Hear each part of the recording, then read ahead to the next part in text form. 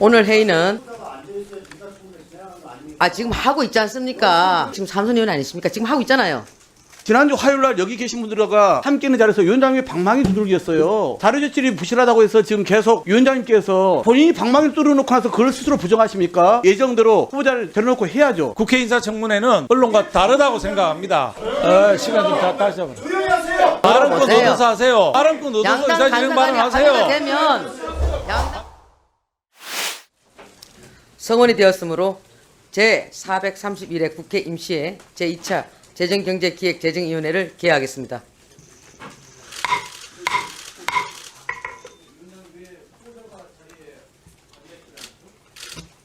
지금 하고 있잖아요. 지금 하고 있잖아요. 오늘 회의는 지금 하고 있지 않습니까? 왜 이러세요? 김영진 의원님, 국회의원 지금 삼선 의원 아니십니까? 지금 하고 있잖아요. 네? 자, 오늘 회의는 국회법 제52조 제3호에 따라 지난 1월 18일에 더불어민주당 정태호 간사님 등 13인으로부터 전체 회의 개회 요구가 있어서 열리게 되었습니다. 다만 의원님들도 아시다시피 위원회의 의사일정과 개회 일시는 국회법 제49조 2항에 따라 위원장이 간사와 협의하여 정하도록 규정하고 있습니다. 이해운 후보자 청문회와 관련하여 양당 간사 간 협의가 이루어지지 않았기 때문에 위원장으로서 청문회 관련 안건은 상정할 수 없다는 말씀을 드립니다. 오늘 회의와 관련해서 의사 진행을 발언하실 위원님 계시면 말씀해 주시기 바랍니다. 자, 우선 박홍근 의원님 3분 드리겠습니다. 위원장님 왜 이렇게 위원회를 이따위로 운영을 하십니까? 지난주 화요일날 여기 계신 분들과 함께 있는 자리에서 위원장님이 방망이 두들겼어요. 네. 오늘 10시에 인사청문회 한다고. 그 이후에 간사 간에 협의가 있을 뿐입니다. 국회법에 따라서. 자료 제출이 부실하다고 해서 지금 계속 위원장님께서 본인이 방망이를 뚫어놓고 나서 그걸 스스로 부정하십니까? 그건 협의일 뿐이에요. 합의가 아니라. 합의는 우리 의결사항에 합의했던 것이죠. 그러면 당연히 오늘 인사청문회를 예정대로 후보자를 데려놓고 해야죠. 저희가 여당이라고 후보자에게 쏟아진 의혹을 두둔하거나 무조건 방어할 생각 없습니다. 국민 눈높이에 맞춰서 철저히 저희는 검증하자는 거예요. 그런데 보십시오. 자료 제출이 미비하다는 이유로 그동안 인사청문회를 보이콧한 경우가 있습니까? 없습니까? 여쭤보겠습니다. 위원장님께. 없습니다. 오히려 한덕수, 제가 그때는 제가 원내대표였기 때문에 잘 알죠. 한덕수 총리부터 시작해서 한동훈, 그 다음에 이상민, 너무나 자료 제출이 부실했습니다. 그런데 저희는 그럼에도 불구하고 그때 국민의힘에서 뭐라고 얘기를 했습니까? 엄청나게 우리에게 공격을 했습니다. 불구하고 저희가 이번처럼 그냥 그래도 합시다라고 얘기를 한 번도 못 봤습니다. 근데 저희는 이렇습니다. 우선은 자료 제출 부분에 대해서는 우리 아마 간사님도 그동안 뭘 요구를 했고 어떻게 제출했는지에 대해서 말씀하실 것 같아요. 그리고 국회는 국회 일을 하면 됩니다. 특히 야당은 야당의 일을 해야죠. 대통령은 지명해서 국회에 검증을 요구할 권한이 있습니다. 국회는 인사청문회법과 국회법에 따라서 검증에 대한 책무가 있습니다. 그리고 우리 국민이 주권자가 거기에 따라서 판단을 하십니다. 이 사람은 자격이 있는지 없는지. 저희도 이해운 후보자와 관련해가지고 여러 가지 쏟아진 의혹에 대해서 궁금합니다. 국민의 알 권리를 저는 충족시키고 싶어요. 그게 제대로 소명이 안 된다면 그 무턱을 못 넘을 겁니다. 그러나 이 장 자체를 아예 열어주지 않겠다고 하는 것은 자신이 없어서 그러신 건가요? 혹시 여기 와서 뭔가 해명이 될 것 같아서 우려스러워서 그런 것입니까? 저는 참 납득이 되지 않습니다. 그러니 오늘은 여야가 합의해서 의결한 대로 오늘 청문회를 열어야죠. 그래서 여러분들이 그동안 바깥에서 얘기했던 거, 언론이 지적했던 것을 철저하게 묻고 제대로 답변하는지를 우리가 확인하자 이겁니다. 왜 청문회 자체를 완전히 거부합니까? 바로 이 자리에서 지난주 화요일날 우리가 의결했던 그 사항을 스스로 왜 뒤집는 것입니까? 자료 제출 문제 가지고 더 얘기하실 필요 없어요. 저는 그래서 이제는 국회는 국회 일을 하자. 국민의 눈높이에 맞춰서 특히 국무회의 될 자격이 되는지 안 되는지에 대해서 철저하게 따져 묻는 모습을 국민 앞에 보여주자. 그 문턱을 넘을지 안 넘을지는 본인이 이제 어떻게 해명하냐에 따라 달라지는 거고 이 청문회를 본 국민의 여론이 결정할 것입니다. 왜 그 기회 자체도 주지 않겠다는 것입니까? 저는 위원장님께서 먼저 우리 합의를 뒤집고 보이콧을 선언한 것, 그다음에 어제 재경윤 우리 국민의힘 의원님께서 그저께인가요 하지 않겠다고 발표한 것 매우 유감스럽습니다. 어떻게 앞으로 우리 재경윤을 운영하려고 이렇게 일방적으로 자, 제가 박홍근 의원님께서 질의하신 부분에 대해서 위원장님께 물은 데 대해서 말씀드리겠습니다. 박홍근 위원장님께서 그렇게 막 열을 내서 말씀하시니까 그렇다라고 해서 말씀을 함부로 하시지 마십시오. 저는 재정경제기획위원장으로서 우리 재정경제기획은혜가 품위 있게 진행되길 바랍니다. 자, 우선 먼저 본 위원장으로서 지난번에 그렇게 얘기했던 부분은 어떻게 검증하겠다는 국회의원을 고발하겠다고 합니까? 후보자가 고발하겠다라고 하니까 이건 아니지 않습니까? 그래서 청문회 열 가치가 없다고 생각했습니다. 두 번째, 그리고 그 후에 했잖아요. 그 후에. 자, 그다음 두 번째, 자료 제출권에 대해서 말씀드리겠습니다. 이게 지난번 회의에서 의결했던 그 속기록입니다. 속기록에 보게 되면은 사실 1월 19일 날 오늘 그 양당 간사 간의 청문회 협의가 이루어지지 않고 합의에 이르지를 못했었어요.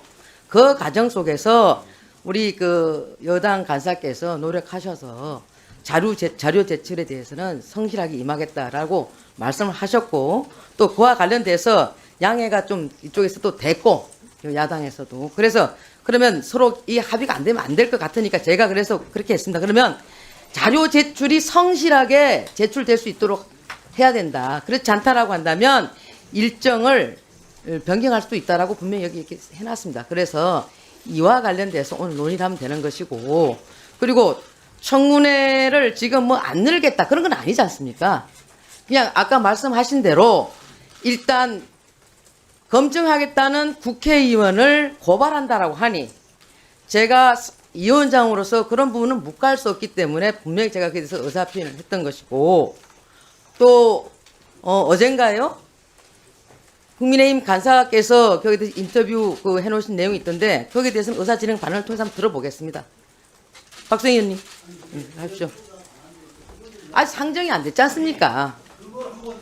제가 지금 상정을 안 했지 않습니까? 자, 박수영 간사님 하십시오. 박수영 간사님 하십시오. 예. 자, 박수영 간사님 얘기 좀 들어볼게요. 김영진 의원님, 제가 발언권 받았으니까 다른 상임위를 비판하는데 다른 상임위의 비판에 맞게끔 김인철 위원장이 지금 10개로 지금 위반하고 있어요. 자, 뭘 위반했는지 무슨 문제가 있는지는 나중에 차후에, 과도하다라고 비판하지 마세요. 그러니까 김영진 위원장님 위원장이 하는 행위는 국회의 의사진행 방해하지 마시고요. 자, 박수영 의원님, 예. 간사님 얘기하십시오. 예. 자, 전문가가 농담에 얘기하세요. 국회 인사청문회에서 말씀드리겠습니다. 발언권 없고 하십시오. 국회 인사청문회는 언론과 다르다고 생각합니다. 다른 상임위원회 위원장에서 시간 좀 다시 잡아. 조용히 하세요. 규칙을 지키고 해야죠. 김영진 위원장님 발언권 들어보세요. 얻어서 하세요. 들어보세요. 들어서 발언권 얻어서 양당 의사진행 간사간이 발언하세요. 합의가 되면 양당 간사간이 발언권 합의가 되면 얻으세요. 보면 되니까. 발언권 없고 의사진행 발언하세요. 왜 남의 발언을 자, 막습니까? 발언하십시오. 발언 기회를 왜 막아요? 발언하십시오. 해명이 필요합니다. 발언하십시오. 해명이 필요합니다. 안건 상정하면은 들어올 수 있습니다. 그러니까 지금까지 서로가 얘기하고 난 뒤에 서로 합의가 되면 되는 거예요. 걱정하지 마세요. 자, 하십시오. 예.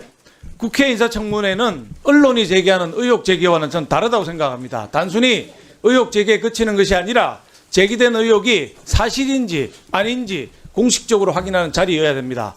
국회 인사청문위원들의 확인을 뒷받침하는 자료가 정부라든지 은행 등 공식적인 기관의 문서가 필요합니다.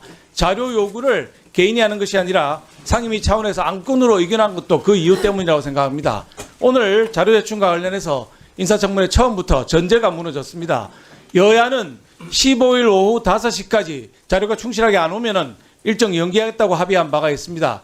애초에 자료 요구는 청문회 7일 전까지 해야 되기 때문에 오늘이 아니라 20일에 청문회를 열어야 했지만은 여당에서 반드시 자료를 제출하겠다고 약속을 해서 오늘 청문회를 열기로 한 겁니다. 근데 약속했던 15일 오후 5시까지 제출된 답변은 전체 15%에 불과했습니다.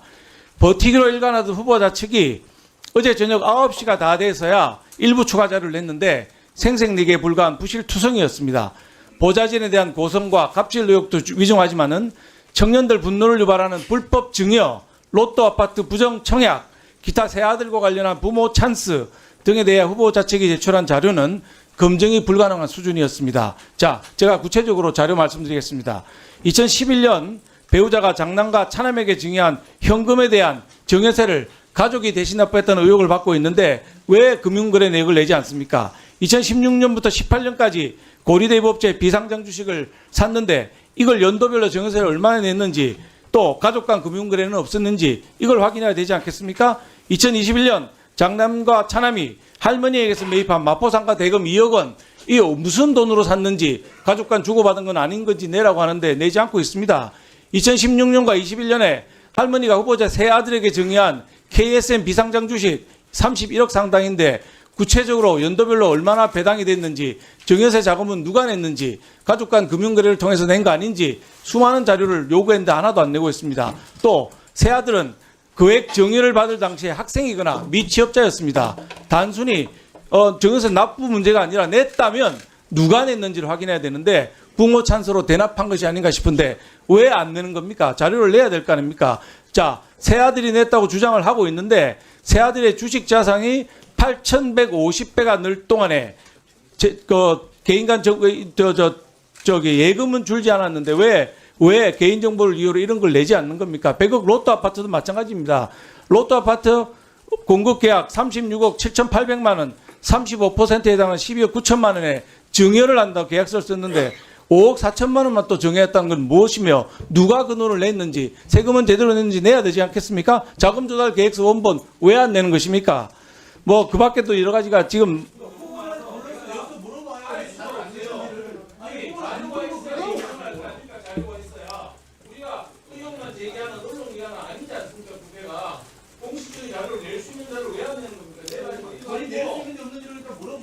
자, 다음은 정태호 우리 간사님 말씀해 주십시오. 정태호 간사님.